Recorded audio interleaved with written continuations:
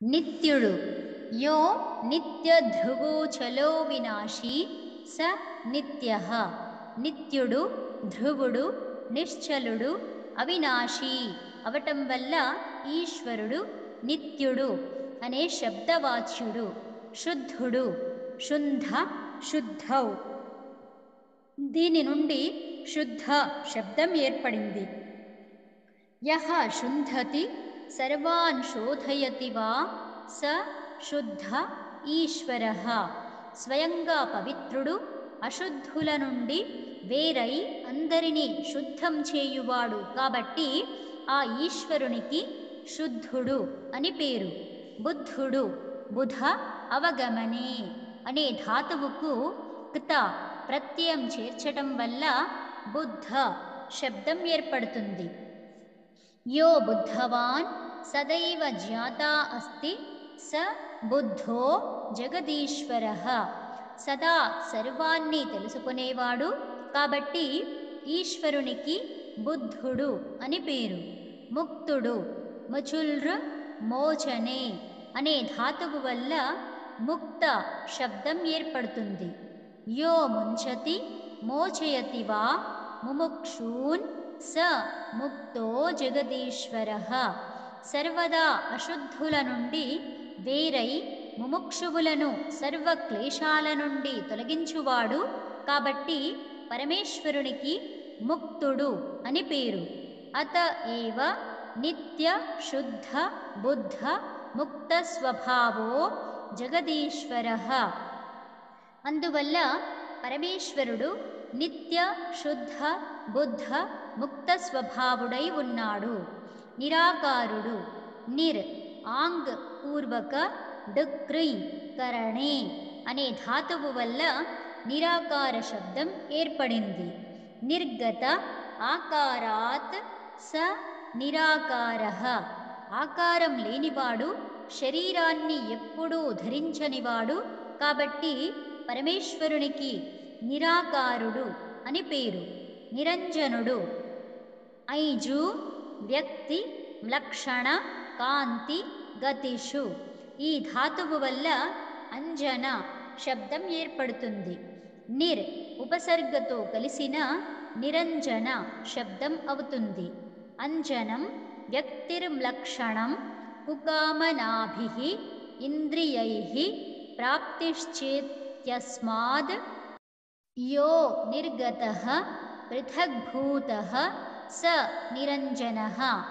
వ్యక్తి, ఆకృతి, మ్లేచ్ఛాచారం, దుష్టకామన, చక్షురాది ఇంద్రియ విషయాలు మొదలైన వాటి నుండి దూరముగా ఉండేవాడు కాబట్టి ఈశ్వరునికి నిరంజనుడు అని పేరు. గణేశుడు, గణపతి, గణ సంఖ్యానే. ఈ ధాతువు వల్ల గణ శబ్దం ఏర్పడుతుంది. దీనికి పరంలో ఈశ లేదా పతి శబ్దం చేర్చితే గణేశ, గణపతి అనే శబ్దాలు ఏర్పడతాయి. ఏ ప్రకృత్యాదయో జడా జీవాశ్చ గణ్యంతే సంఖ్యాయంతే తేషామీశః స్వామి పతిః పాలకో వా. ప్రకృతి మొదలైన జడములకు, జీవాది ప్రఖ్యాత పదార్థాలన్నింటికీ స్వామి, పాలించువాడు కాబట్టి ఈశ్వరునికి గణేశుడు, గణపతి అనే నామాలు ఉన్నాయి. విశ్వేశ్వరుడు, యో విశ్వమీష్టే స విశ్వేశ్వరః. సమస్త లోకానికి అధిష్టాత అవటం వల్ల ఈశ్వరునికి విశ్వేశ్వరుడు అని పేరు. కూటస్థుడు, యః కూటే అనేక విధ వ్యవహారే స్వస్వరూపేణైవ తిష్ఠతి స కూటస్థః పరమేశ్వరః. వ్యవహారాలు అన్నింటిలో వ్యాప్తుడై వాటికి ఆధారుడై ఏ వ్యవహారములోనూ తన రూపాన్ని మార్చనివాడు అవటం వల్ల పరమేశ్వరుడు కూటస్థుడు. దేవి, దేవ శబ్దానికి రాసిన అర్థాలన్నీ దేవి శబ్దానికి ఉన్నాయి. పరమేశ్వరుడికి 3 లింగాలలో నామాలు ఉన్నాయి. ఉదాహరణకి బ్రహ్మ చితిరీశ్వరశ్చేతి. బ్రహ్మము నపుంసకం, చితి స్త్రీలింగం, ఈశ్వరుడు పుంలింగం. దేవశబ్దం ఈశ్వరుడికి విశేషణమైన దేవ అని, చితి శబ్దానికి విశేషణమైన దేవి అని అవుతుంది. కాబట్టి దేవి అని కూడా పరమేశ్వరునికి పేరు. శక్తి, శకుల్ర్, శక్తౌ అనే ధాతువు వల్ల శక్తి శబ్దం ఏర్పడుతుంది. యహ సర్వం జగత్ కర్తుం శక్నోతి స శక్తి.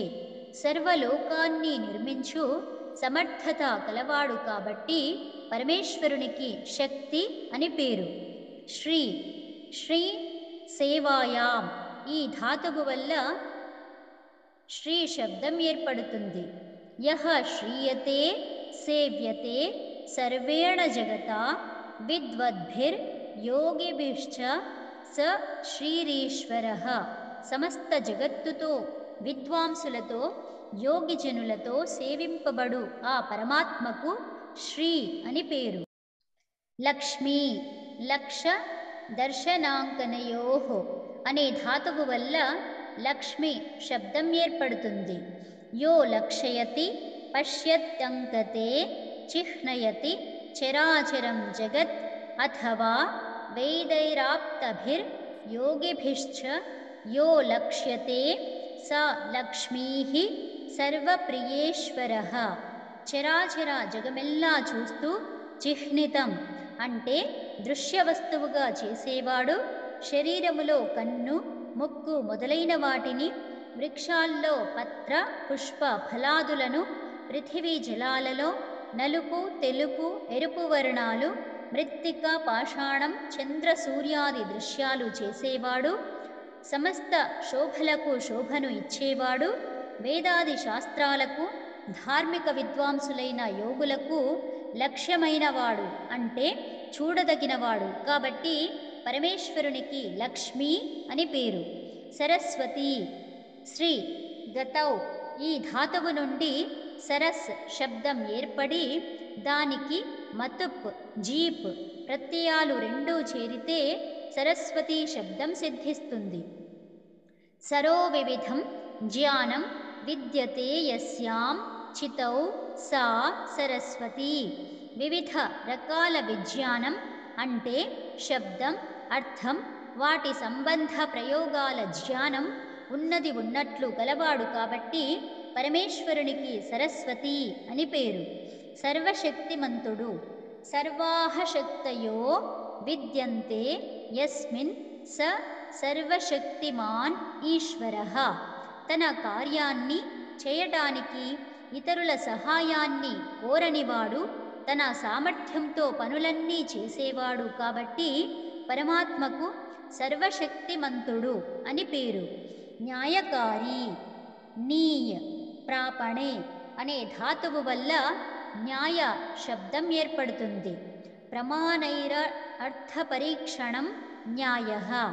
న్యాయసూత్రాలకు వాత్స్యాయనముని రాసిన భాష్యంలో ఈ వచనం ఉంది. పక్షపాతరాహిత్యాచరణం న్యాయః. ప్రత్యక్షాది ప్రమాణాలతో పరీక్షించి సత్యమని రుజువైన దాన్ని పక్షపాతరహితమైన ధర్మంతో ఆచరించటం న్యాయం అనబడుతుంది. న్యాయం కర్తుం శీలం యస్య స న్యాయకారీశ్వరః. న్యాయం అంటే పక్షపాతరహిత ధర్మాన్ని ఆచరించే స్వభావం కలవాడు కాబట్టి ఈశ్వరునికి న్యాయకారి అని పేరు. దయాళువు, దయ, దాన గతి రక్షణ హింసా దానేషు అనే ఈ ధాతువు వల్ల దయ శబ్దం ఏర్పడుతుంది. దయతే, దదాతి, జానాతి, గచ్చతి, రక్షతి, హినస్తి, యయా సా దయా, బహ్వీ దయా విద్యతే యస్య స దయాళుః పరమేశ్వరః. అభయాన్ని ఇచ్చువాడు, సత్యాసత్య విద్యలన్నీ తెలిసినవాడు, సజ్జనులందరినీ రక్షించి దుష్టులందరినీ యథాయోగ్యంగా దండించేవాడు కాబట్టి పరమాత్మకు దయాళువు అని పేరు.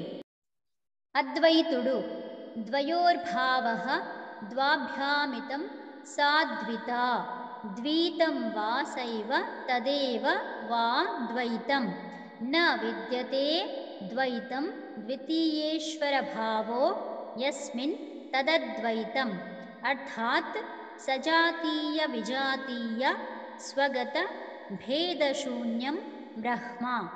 రెండూ ఉండటం లేదా రెండింటితో కలిసి ఉండటం ద్వితం లేక ద్వైతం అనబడుతుంది. ద్వితమే ద్వైతం. అలాంటి ద్వైతం లేనివాడు అవటం వల్ల అద్వైతం. తన వంటిదే మరొకటి ఉండటం సజాతీయం. తనకంటే భిన్నంగా వృక్ష పాషాణాది జాతులు ఉండటం విజాతీయం. శరీరములో కన్ను, ముక్కు, చెవి మొదలైన అవయవాల భేదం ఉండటం స్వగతం. ఇలా అతడికి రెండో స్వజాతీయ ఈశ్వరుడు కానీ విజాతీయ ఈశ్వరుడు కానీ తనలోనే వేరే తత్వాలు కలిగి ఉండటం కానీ లేనందువల్ల ఈశ్వరునికి అద్వైతుడు అని పేరు. నిర్గుణుడు. గణ్యంతే ఏ తే గుణా యై గణయంతి తే గుణాః యో గణేభ్యో నిర్గతః స నిర్గుణ ఈశ్వరః. సత్వరజస్తమస్సులు శబ్ద రూప రస స్పర్శ గంధాది జడగుణాలు అవిద్య అల్పజ్యత రాగ ద్వేష క్లేశాది గుణాలు లేనివాడు కాబట్టి ఈశ్వరుడు నిర్గుణుడు. ఇందుకు అశబ్దమస్పర్శమరూపమవ్యయం మొదలైన ఉపనిషత్ ప్రమాణాలు ఉన్నాయి. శబ్ద స్పర్శ రూపాది గుణరహితుడు కాబట్టి పరమాత్మకు నిర్గుణుడు అని పేరు. సగుణుడు. యో గుణైః సహ వర్తతే స సగుణః. అన్నింటి జ్ఞానం, సర్వసుఖాలు, పవిత్రత, అనంత బలాది గుణాలు కలవాడు అవటం వల్ల పరమేశ్వరునికి సగుణుడు అని పేరు. పృథివీ గంధాది గుణాలతో కూడినప్పుడు సగుణమని చెప్పబడినట్లు పరమేశ్వరుడు జీవ జగద్గుణాలు లేనివాడు కాబట్టి నిర్గుణుడు మరియు సర్వజ్ఞత్వాది గుణాలు కలవాడు కాబట్టి సగుణుడు అనబడతాడు. సగుణత్వం నిర్గుణత్వం లేని పదార్థం ఒక్కటీ లేదు. ఉదాహరణకి చేతన గుణాలు లేనందుకు జడ పదార్థం నిర్గుణం. తన జడగుణాలు కలిగి ఉండటం వల్ల సగుణం. ఇలాగే జడగుణాలు లేనందువల్ల జీవుడు నిర్గుణుడు. తన గుణాలైన ఇచ్ఛాదులు కలిగి ఉండటం వల్ల సగుణుడు. ఇదే విధంగా పరమేశ్వరుడు సగుణుడు నిర్గుణుడు అని తెలుసుకోవాలి. అంతర్యామి. అంతర్యంతుం నియంతుం శీలం యస్య సో అయమంతర్యామి. ప్రాణులన్నింటిలో అప్రాణి రూపమైన లోకములో సర్వత్రా వ్యాపకుడై అన్నింటినీ నియమంలో ఉంచువాడు కాబట్టి పరమేశ్వరునికి అంతర్యామి అని పేరు.